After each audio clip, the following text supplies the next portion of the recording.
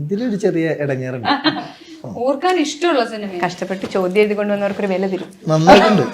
ഇഷ്ടമുള്ള സിനിമ. ഏറ്റവും രാത്രി നുണയെ 10 പറയാവൂ. ചോദ്യം ഒന്നോട് പറഞ്ഞ നന്നായിട്ടൊന്ന് ആലോചിക്കട്ടെ. അഭിനയിച്ച സിനിമകളിൽ ഏറ്റവും ഓർക്കാൻ ഇഷ്ടമുള്ള സിനിമ നുണയെ പറയാവൂ. Oh my god. ഞാൻ പണ്ടൊരു ഷോർട്ട് ഫിലിം ചെയ്തിട്ടുണ്ട്. അതെ, അതിന്റെ പേര് ഷോർട്ട് ഫിലിം പറ്റില്ല, അഭിനയിച്ച സിനിമ. കൊച്ചു കള്ളി അവിടെ ഞാൻ അത് ഞാൻ വീണുപോയി. എന്റെ ദൈവമേ, എന്റെ നന്മ.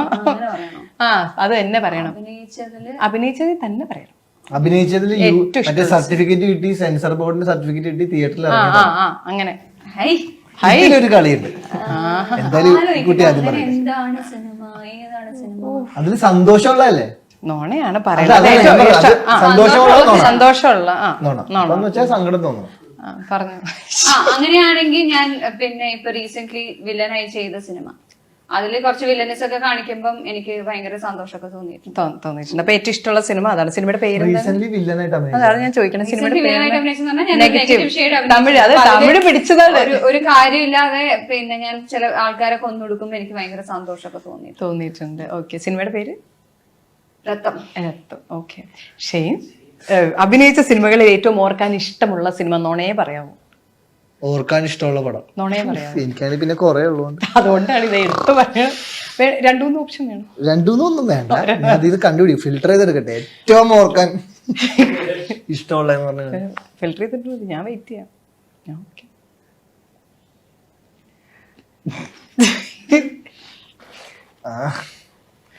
ഇച്ചിരി ചൂട് കൊണ്ടൊരു പടം ഉണ്ടായി,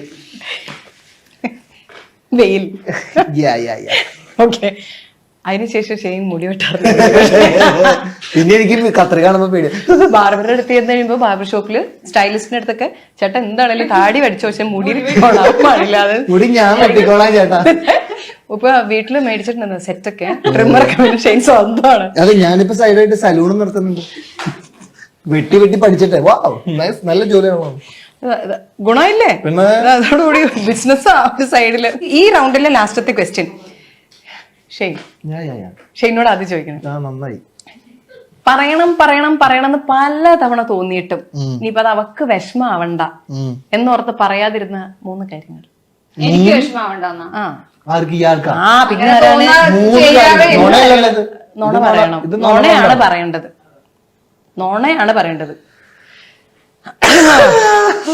നുണ വേണം. ഓ, സത്യമാണ് എനിക്ക് എളുപ്പമായിരുന്നു കാണാൻ. അല്ല, ഞാൻ ഇതിന് വേറൊരു കാര്യം പറയട്ടെ. അങ്ങനെ അവർക്ക് വിഷമാവെന്ന് തോന്നി ആള് പറയാതിരിക്കാറില്ല.